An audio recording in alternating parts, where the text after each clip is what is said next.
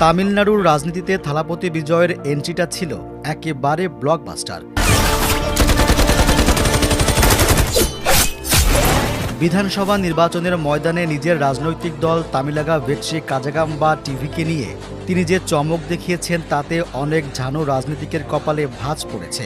কিন্তু সিনেমার চিত্রনাট্য যত সহজে ক্লাইম্যাক্সে পৌঁছায়, বাস্তব রাজনীতির অঙ্ক কি ততটাই সরল হবে বিজয়ের জন্য? বিজয়ের এই রাজকীয় পথ চলায় সবচেয়ে বড় বাধা হয়ে দাঁড়িয়েছে সেই জাদুকরী সংখ্যা বা ম্যাজিক ফিগার। ব্যক্তিগত কারিশমায় তিনি লাখো মানুষের ভোট টানতে পারলেও একক সংখ্যাগরিষ্ঠতা নিয়ে সরকার গঠনে সফল হননি। 234 আসনের বিধানসভায় টিভিকের আসন সংখ্যা 108। সরকার গঠনের জন্য দরকার 118টি আসন। এই কারণে বিজয়কে জোট রাজনীতির মারপ্যাচে জড়াতে হবে।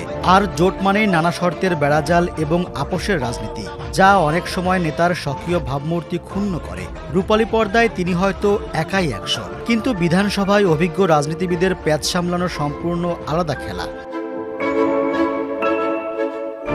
জয়ের পর সরকার গঠনের লক্ষ্যে বিজয়কে এরই মধ্যে সমর্থন দেওয়ার সিদ্ধান্ত নিয়েছে ভারতীয় জাতীয় কংগ্রেস। তবে একটি শর্ত জুড়ে দিয়েছেন তারা, যেখানে টিভিকে কখনোই প্রতিদ্বন্দ্বী দল এনডিএ বা AINDMK'র মতো জোটের সঙ্গে হাত মেলাতে পারবে না। কংগ্রেস আশা করছে বিজয়ের সরকারে তারা অন্তত 2টি মন্ত্রী পদ পাবে।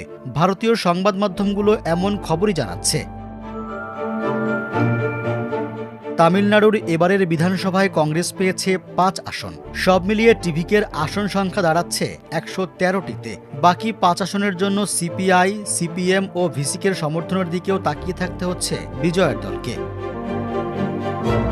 বিজয়ের বর্তমান পরিস্থিতি ঠিক সিনেমার মতো। নায়ক এন্ট্রি নিয়েছেন, ভিলেনের কপালে চিন্তার ভাঁজ, দর্শকের হাততালি, কিন্তু ক্লাইম্যাক্সে জয়ের মালা পড়তে হলে তাকে এখন কঠিন সব বাধা টপকাতে হবে।